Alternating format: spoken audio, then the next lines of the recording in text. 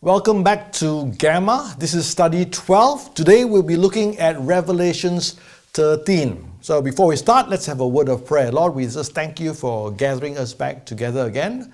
Help us understand this chapter in Revelations that it may glorify your name. We ask for Jesus' sake. Amen. Now, we've gone through almost halfway, more than halfway in our study of the book of Revelations, where the section where it's called Deeper Conflict. We're looking at Revelations 12 all the way to 15 verse 4. And we're looking at the deeper dimensions of spiritual conflict between the church and the world. Now, in chapter 11, we looked at the witnessing church being persecuted.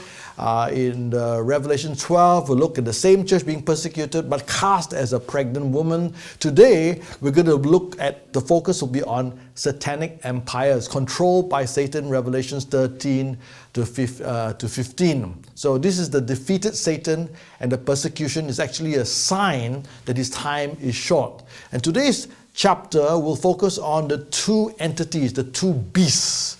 All right, let's look at the first beast. The first beast is otherwise called the Antichrist. I saw a beast rising out of the sea with 10 horns and 7 heads and 10 diadems, crowns, on its horns, and the blasphemous names on its heads. And the beast that I saw was like a leopard, its feet were like a bear, and the mouth was like a lion's mouth. Now, sea monsters always represent evil kingdoms that persecute God's people. You see, whenever the Jewish people looked at the sea, it represents the swirling waters, represented chaos and evil and loss of organization. So here you actually have a beast coming out of the multitude of a rebellious humanity against God.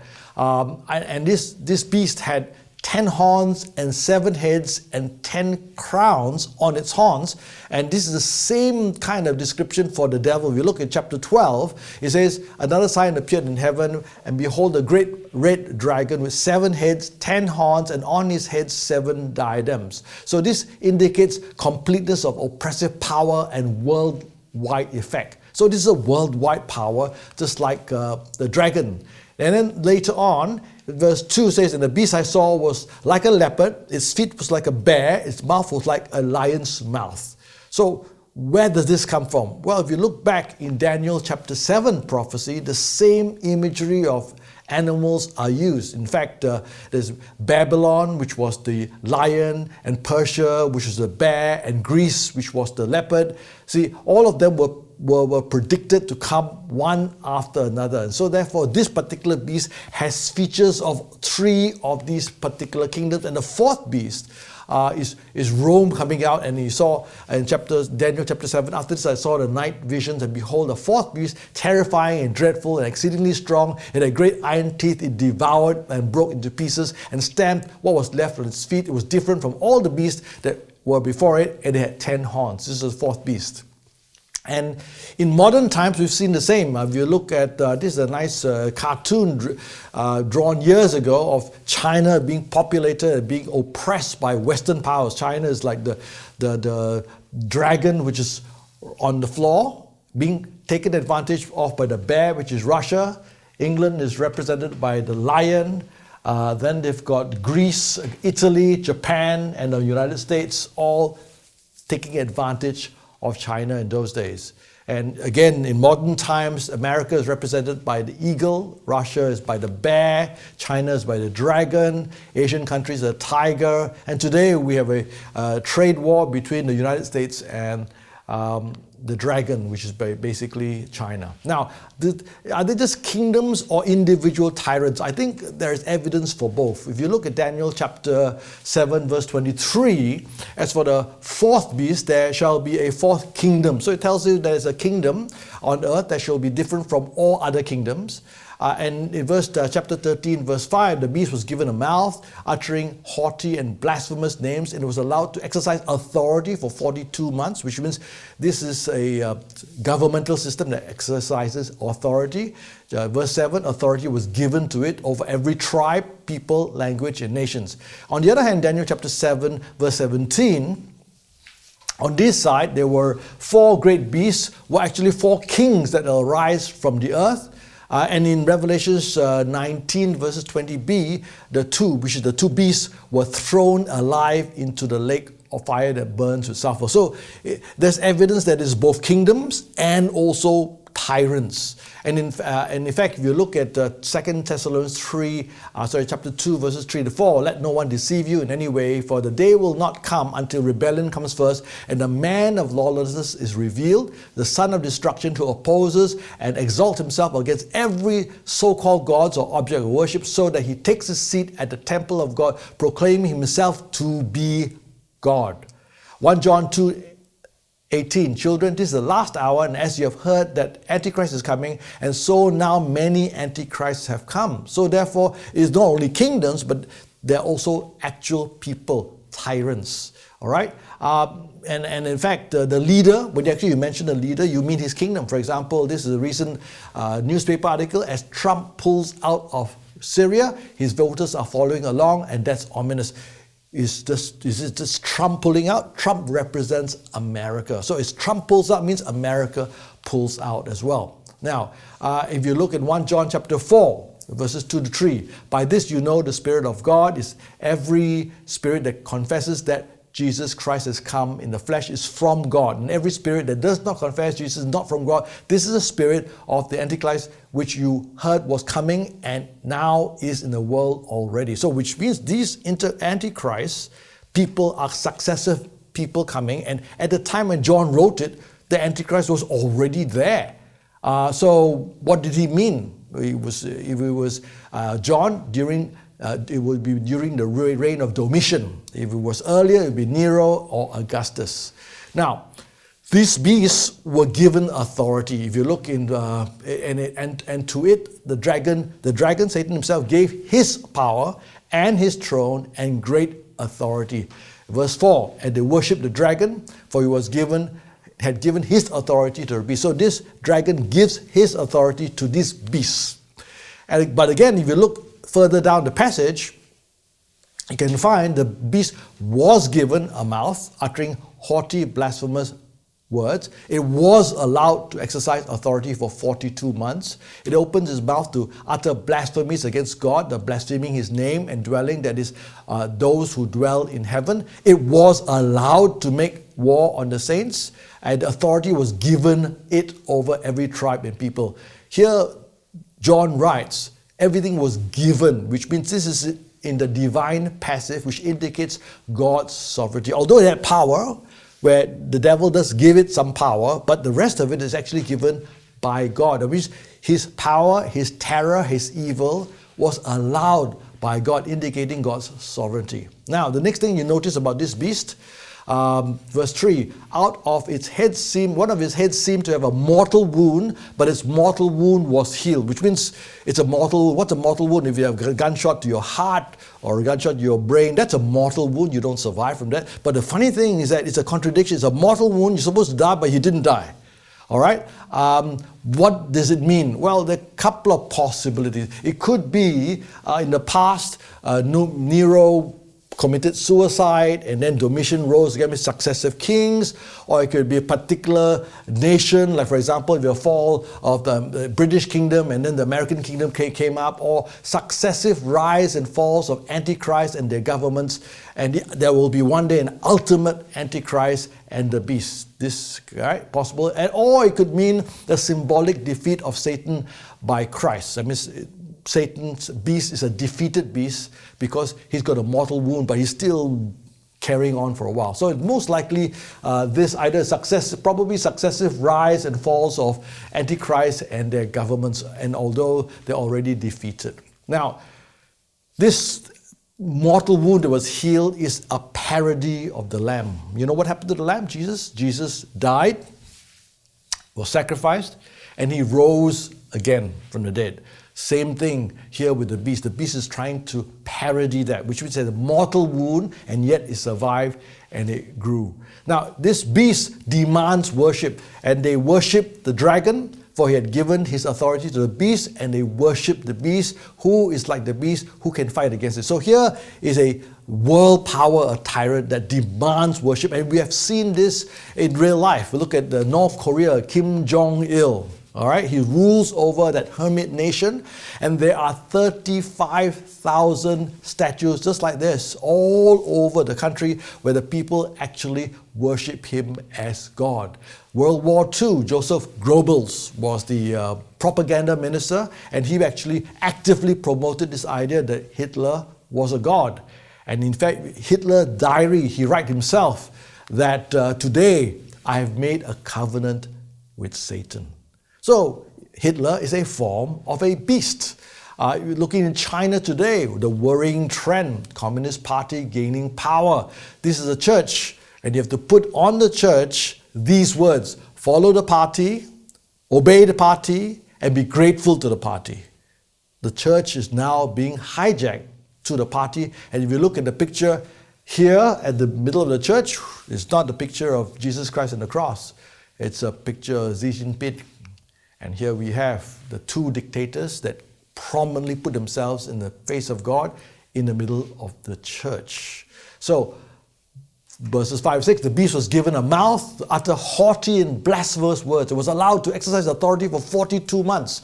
It opened its mouth to utter blasphemies against God, blaspheming his name and his dwelling, that is those who dwell in heaven. So what is this blasphemous words? Well, blasphemy is making yourself equal to God. This is John chapter 5, verse 18. This is why the Jews were seeking all the more to kill him, because not only was he breaking the Sabbath, he was even calling God his own father, making himself equal to God. So the Jews at that time were angry at Jesus because Jesus was equating himself to God. And you're right, if you're anybody who is not God, if you're a man, if you equate yourself and give yourself the same status as God, as blasphemy. And that is why they wanted to kill Jesus. So at that time, Augustus called himself Son of God. Domitian, our master and our God. So here, the empires and the tyrants that rule it style themselves as God. And verse 7 to 8, also, he was allowed to make war on the saints and conquer them. Authority was given it over every tribe, people, and language and nations, and all those who dwell on earth will worship it. Everyone whose name has not been written before the foundation of the world in the book of life of the Lamb who was slain. So, persecution is successful. He was allowed to conquer. And the same thing happened in Revelation chapter 11, isn't it? The two witnesses, which is symbolic of the church, once they finish their testimony, the beast that rises from the bottomless pit will make war on them and conquer them and kill them. They are protected until their mission is over. And here is Revelation chapter 13, verses 9 to 10. If anyone has an ear, let him hear. If anyone is to be taken to captivity he will go. If anyone is to be slain with the sword he must be slain. Here's a call for endurance and faith of the saints. It is a quotation from Jeremiah through equally troubling times. When you have the beast persecuting you, what do you do? John says, listen, if anyone's going to be taken captive, he will be captive. If anyone's going to be killed, he will be killed. Which means this is how God works. God allows evil to come on both good and evil people in the world, but he has a purpose. Psalm 105 looks at the life of Joseph. Verse 16. When he summoned a famine, which is God, on the land and broke all supply of bread, which is a famine in the land of Israel. But beforehand, verse 17, he has sent a man ahead of them, Joseph, sold as a slave. His feet were hurt with fetters, which is chains. His neck was put on a collar of iron, right? Until what he had said came to pass. The word of the Lord tested him. The king sent and released him. The ruler of the people set him free. He made him lord of his house and ruler over his possessions, and bound his princes at his pleasure, and to teach his elders wisdom. Here God clearly describes that he actually sent a famine into the land of Israel. But before that, he sent into exile, he sent into Egypt Joseph, sold as a slave. I'm sure Joseph didn't like to be sold as a slave. See, those who will be captive, they will be captive. Those who will be killed, they will be killed. This is in God's divine plan. And in his captivity, God tested him. And using this method, God actually saved the nation of Israel, because Joseph made Egypt prosper and saved them. He saved Israel from the famine. Here's a letter from Pastor Jin, who is a Chinese Christian pastor, was put in jail during this time of recent persecution. He writes, "Solitary confinement was dreadful," he remembers. "Being alone with your thoughts can be exhausting. I prayed a lot and sang worship songs. As the days dragged on, doubts crept in. I began to go over and over the same question. If I'm called of God, am I willing to sacrifice everything for the sake of the gospel? For Lord Jesus Christ." It was like God knew how long I needed in detention to make up my mind. By the last day of confinement, I had made peace with myself and with God. It was settled. I knew without a doubt that no matter what has happened, I would serve the Lord. See, the protection, the sealing of God does not mean you don't go to prison. There will be times when you go to prison. There will be times when others will be killed. And the same persecution comes in, tests the people of God and make them actually stronger.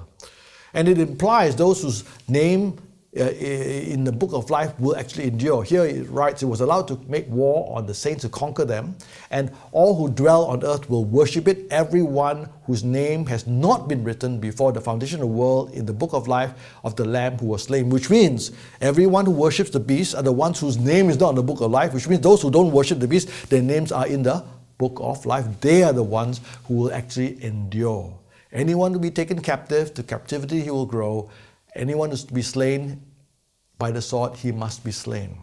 I told you a story about Jim Elliot, who was a very famous missionary some time ago, who reached out to the Auca Indians in South America on the 8th of January. 5 of them landed on a plane, and before they actually got to open their mouth to talk about the gospel of Jesus Christ, they were killed tragically. But, he was killed. Didn't have much time for ministry. But what happened? These are the words he said. "He is no fool that gives what he cannot lose to gain that which he cannot lose." His life, however short it was, determined by God, spun off the effect on all the 5 of them, their widows. Their widows actually carried on the work to reach out to the Auca Indians. Elizabeth Elliot, the most famous of them, has written about more than 14 books to encourage, and many of us have read that. He actually inspired thousands upon thousands of missionaries because of one man's death. This is his brother, Bert Elliot. Not as dynamic as his brother Jim. He studied at the Multnomah Bible College in 1949. He was invited by missionary to work in Peru, and he actually planted 170 churches over 34 years. Now you look at the two of them. Somebody described Jim Elliot. He was a great meteor streaking through the sky. Some people, short-lived, a meteor doesn't last very long. It lasts for a little while, but great effect. Bert was described as a faint star in the distance that faithfully rises night after night, always there, always faithful, always doing the same thing. Boring. But he planted 174 churches. So as persecution comes upon the church, we worry, will I be captured? Will I be killed? You see, whoever's going to be captured is going to be captured. Whoever's going to be killed is going to be killed. God has got you. And you have in front of you a testimony, a mission, and it will be accomplished for the glory of God. And our response, endurance and faith of the saints. 1 Peter 4:19. "Therefore, let those who suffer according to God's will entrust their souls to a faithful Creator while doing good." So we're not to be cowed, we're not to be afraid, we're not to give up, we're not to hide at home. We are to entrust our souls because no matter what happens, He will determine our future, not the devil. Now, let's look at the second beast. This second beast is a kind of false prophet. I saw another beast rising out of the earth. This one comes out of the earth. It has 2 horns, like a lamb, which means this one is trying to be like Jesus Christ. It spoke like a dragon. So therefore, in form, it may look like a holy person. But when it speaks, deception like a dragon. Exercises authority of the first beast in his presence and makes the earth and its inhabitants worship the first beast whose mortal wound was healed. So therefore here we have a tag team. Someone coming out, false prophet, actually points, encourages, and moves people to basically support the first beast. They work in tandem. All right, and the primary role is religious. If you look in chapter 16, 13, it says, I saw coming out of the mouth of the dragon and out of the mouth of the beast, out of the mouth of the false prophet, 3 unclean spirits like frogs. Verse 9, chapter 19, verse 20, and the beast was captured, and with it the false prophet. So therefore, this second beast is a false prophet. His primary role is to point you in the religious, to give worship to the first beast. And Jesus warns of this, isn't it, when he was with the disciples? He says in Matthew 7, verses 15 to 16, beware of false prophets who come to you in a sheep's clothing and but inwardly are ravenous wolves. Chapter 24, verse 5, for many will come in my name, saying, I am the Christ, and they will lead many astray. And we see this time and time again, so many false prophets coming in terms of pastors or popes. So we have the first beast, be loudly and defiantly is against God. The second beast of a false prophet makes the beast's claims sound plausible and persuasive, which means it gives credibility and prominence to the first beast, and it forces people to compromise with cultures and idolatrous institutions. So here we have a situation, you've got the Father, the Son, and the Holy Spirit. And here you've got the unholy Trinity, which is Satan, which authorizes the beast, who's got a mortal wound, who lives, and just like the Son who was crucified and is resurrected. So you've got Satan, the beast, and the false prophet. So this is an attempt from Satan to parody God. Now let's look at the other situation where everyone's all excited about the mark of the beast. What is this mark of the beast? Verse 16. Also it causes all, both small and great, both rich and poor, both free and slave, to be marked on the right hand or the forehead, so that no one can buy or sell unless he has the mark, that is the name of the beast or the number on his name. This calls for wisdom. Let the one who has understanding calculate the number of the beast, for it is the number of man, and his number is 666. What is this? Well, in ancient times, people are marked. Well, today a lot of people are marked. You look at young people, half of the young people all mark themselves with tattoos. The significance of the marks were that they were tribal identifications. If you belong to a particular tribe, you have that kind of mark of ownership. And if you were a particularly nasty person, they may actually mark you to disgrace you, or the mark indicates loyalty to a particular pagan deity. And today we've got all sorts of people thinking the 666 and the mark of the beast is maybe your credit card or your IC card. If you've got barcodes are thought to be the mark of the beast, or barcodes inside chips in your hands, or your finger. Remember the finger identification? That could be part, because your finger marks can be translated into a number of numerals, which you can use to identify people. Here was actual marking on Jewish prisoners during World War II, which they got, which is a sort of a mark of the beast, isn't it? Now, is this mark physical or spiritual? Well, there are two kinds of marks in Revelations, and so therefore they would have similar characteristics. If one is physical, the other will be physical. If one is spiritual, the other will be spiritual as well. So here you have, in this particular chapter, a mark on the right hand and our forehead, so they cause that no one can buy and sell. In Revelation 7, you look back at the church. Do not harm the earth or the sea or the trees until we have sealed the servants of our God on their foreheads. Revelation 14, I look and behold, on Mount Zion stood the Lamb, with him 144,000 had his name and his father's name written on their foreheads. Now, if you're a Christian, can you look at each other's forehead today? Would you see anything written there? You see a big name, Jesus Christ, is it? It's not a physical mark. If the mark of God and the Lamb is not physical, do you think the mark of the beast will be physical? Right? So that's not logical. And there's a binary nature of the book of Revelations. You either have the mark of the beast or the mark of God. So therefore, the mark of God is either a seal, or they got washed robes, or they conquer, they got white stones, hidden manna, morning star, pillar at God's temple, crown, name written in the book. All these are symbolic ways of which we are given the information that we are belonging to God. All right?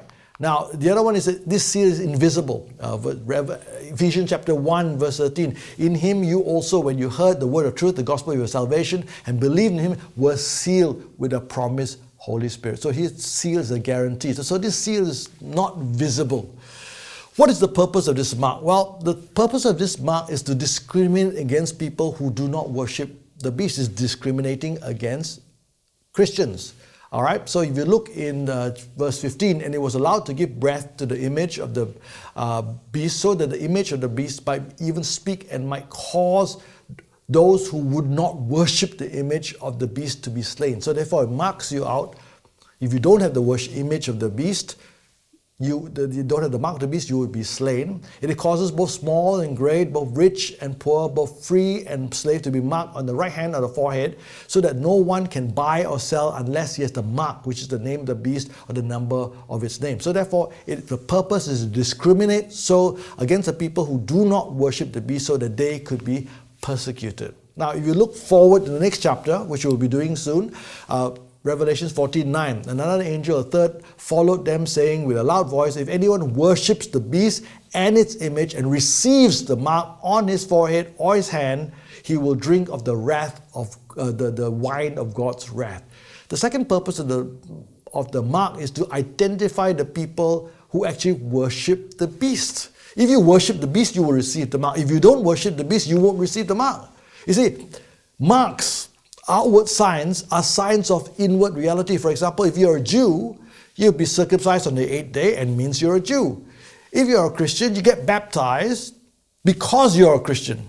Now, if you're not a Christian, if you get baptized, does it mean you're a Christian? It doesn't, because signs are outward signs of an inward reality. The mark of the beast is most likely a sign that identifies you as something that you already are. It does not make you something which you are not. And I've got so many people basically coming to me and wondering, what if you had a house in Glenmary Estate, big bungalow, and the number there is 666. Oh, I better not. If you give me free this house, I won't stay. You know why? Oh, I'm the mark of the beast. Hey, hello, if you're a Christian, you see, the mark is a sign of what you are. It's a mark of loyalty and devotion and worship. So it doesn't matter what address you have or what mark you have in your hand, because the mark is only a sign of an inward reality. If you don't worship the beast, the mark doesn't mean anything. All right? The mark has effects. The mark causes economic exclusion. Verse 17, so that no one can buy or sell unless he has the mark. All right? And we can see this happening most ominously in China. Why? Because China started a system of social credits. All right? So everybody has a credit score. And they use the WeChat ID to look at it. And basically, wherever you go, there are 200 million cameras that actually look at where you go. Okay, everything is based on your WeChat ID, and if you have walked your dog is walked without a leash, you get a negative credit. If you didn't pay your rent, you get a negative credit. And up to this date, 17 million Chinese people have been denied even buying train tickets. And if you worship in a church that is not authorized by the state, you will be marked. If you actually let people use your house for a house church, that house, you will incur a huge fine, and it's so huge you cannot pay it, right? Your children can't get a scholarship. You can't apply for a bank loan. This is economic exclusion, and this is the face of persecution into the future. What about the actual number 666? Well, some people thought it was Ronald Wilson Reagan, 666 numerals, right?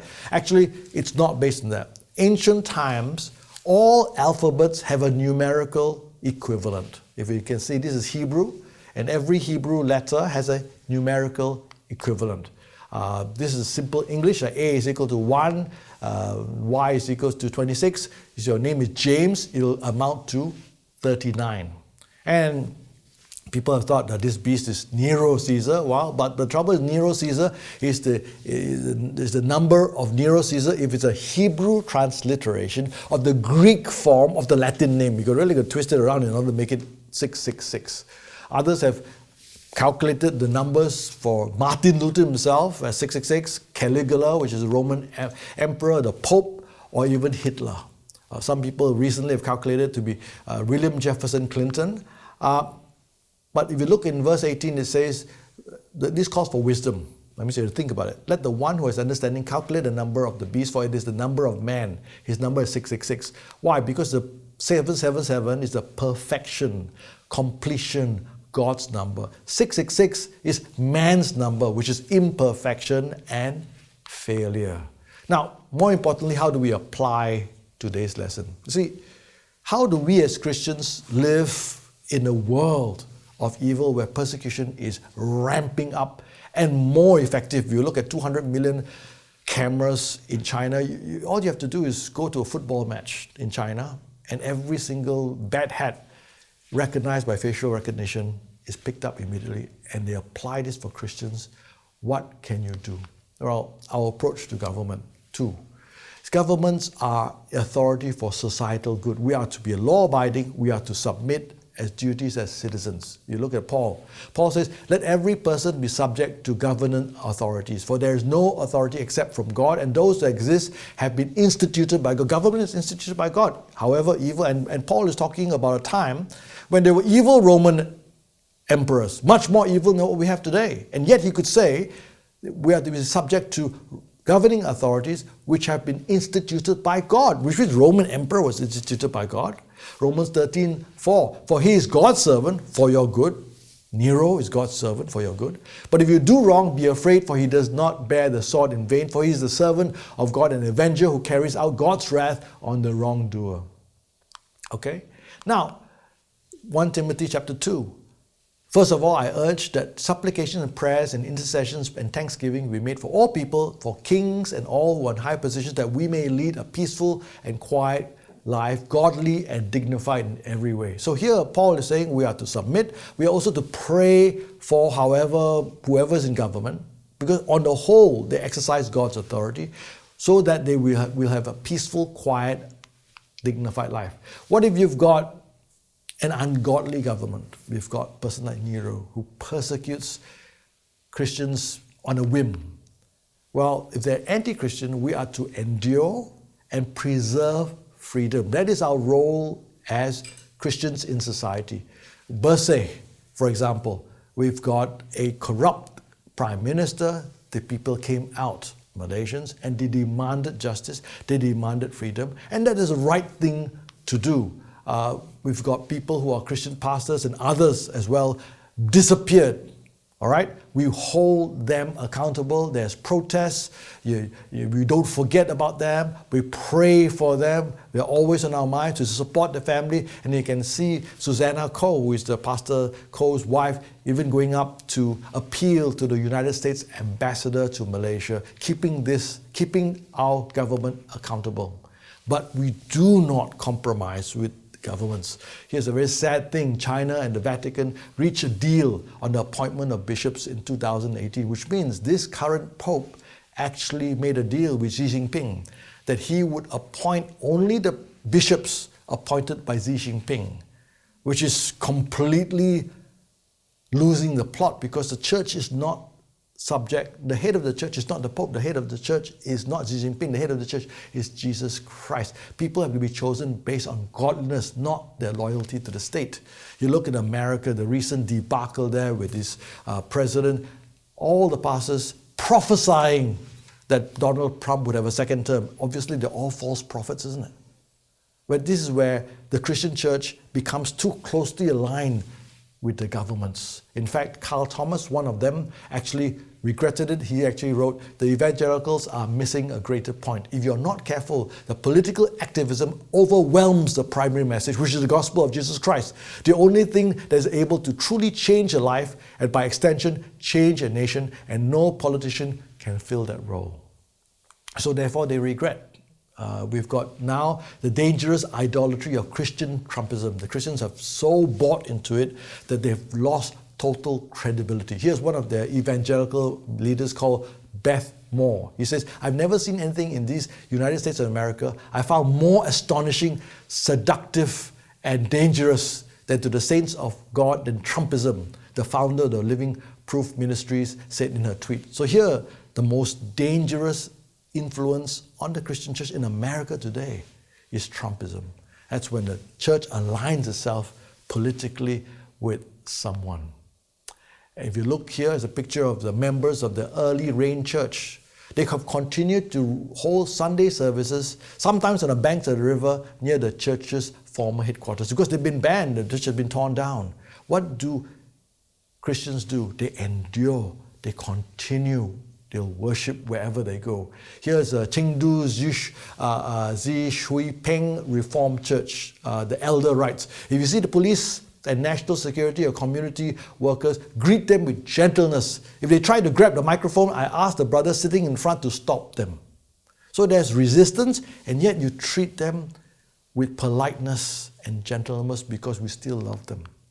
Pastor Timothy, a persecuted Christian pastor, from our youngest children to our old brothers and sisters, everyone knows the power of prayer. Timothy says, it doesn't matter what we are facing or what we have been accused of, we all pray. Everybody knows that as soon as persecution comes, we drop to the ground and pray. God is so faithful. He always answers us, sometimes in the most wonderful, even bizarre ways. No one here wants darkness. They all want the light. And lastly, he writes, something really wonderful is happening. He says, I think the government is actually scared of our church because of our determination, our love, and our unity. A few years ago, we started out with a handful of believers. Now, we are a few thousand. They are really worried. So actually, persecution is a sign that the devil has lost. It is a sign of their fear. What do we do as Christians when persecution comes? We endure and continue to do good work. May God grant you comfort, protection as you understand these words and glorify Him. Thank you.